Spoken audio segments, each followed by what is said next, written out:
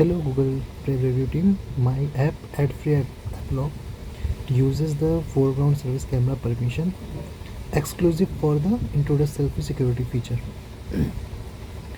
So by default it is turned off.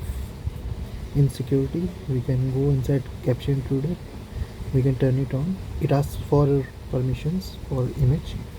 It can ask for capturing image, so I initially did that, that's why it is not asking right now. So once I enable it, whenever I try to open, if you can see, I have enabled it for two apps, for Telegram and WhatsApp. So when I try to open it, it asks for PIN. When an unauthorized user enters the PIN pattern password multiple times, so it takes the image. That's why we needed it. So let's see.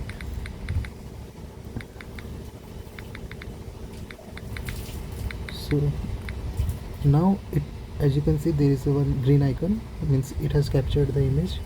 Now if we see inside this, yeah, you can see the image is at 6:39 the time. So this is how this is being done.